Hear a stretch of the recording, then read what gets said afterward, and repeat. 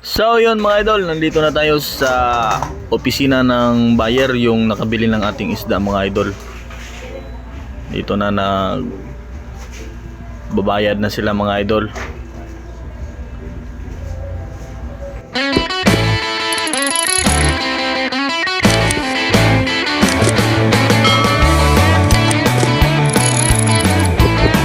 Yun, ginamitan na nila ng counter mga idol kasi medyo matatagalan tayo sa pagbilang kasi medyo manipis yung mga bagong pirang labas mga idol.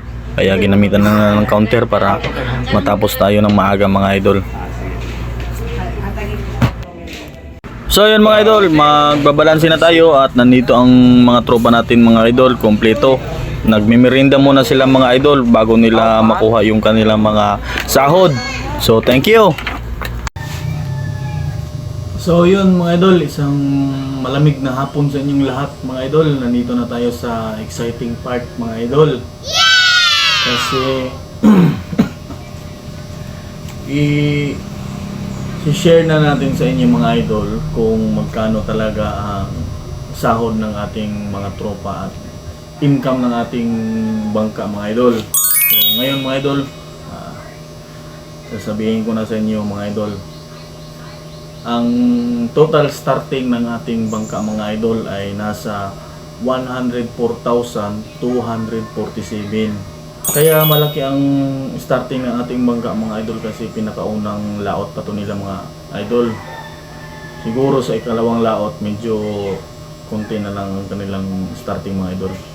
So ngayon mga idol, ang huli nila ay 2,000 kilos mga idol. Meron silang huling pandawan, mga tulingan at malasugi. Ang malasugi nasa 400 pesos ang presyo mga idol. Ang tulingan ay 105 at ang pandawan ay 100. Ewan ko mga idol bakit medyo baba yung presyo sa pandawan kaysa sa tulingan dito sa amin. So ngayon mga idol, ang total kita ng bangka mga idol ay nasa 208,400 pesos. Wow!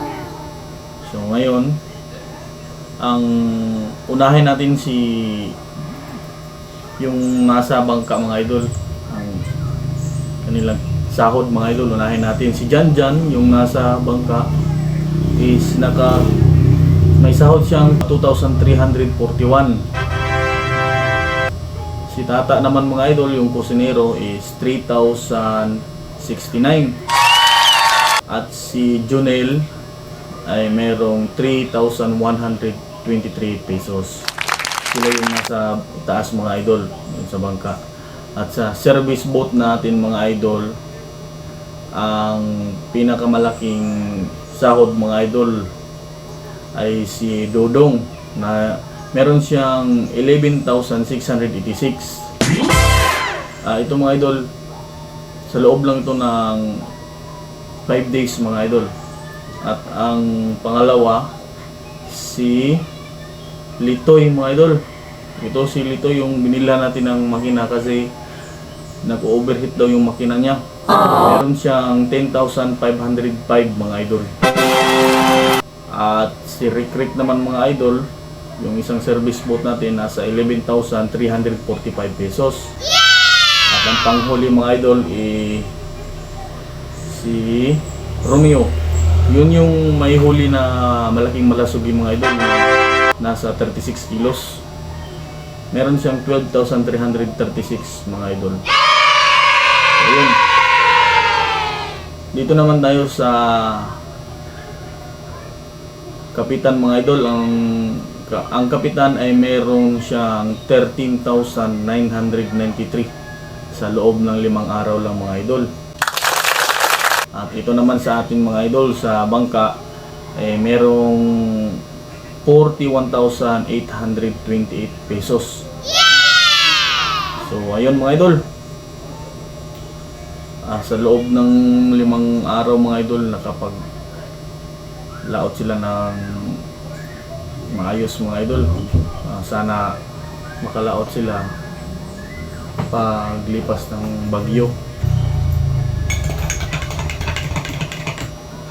So yun mga idol, kape muna tayo. At i-vlog naman natin mga idol yung pag-starting nila. Siguro na sa March 10 mga idol. So yun mga idol, maraming salamat sa mga patuloy na sumusuporta sa ating channel.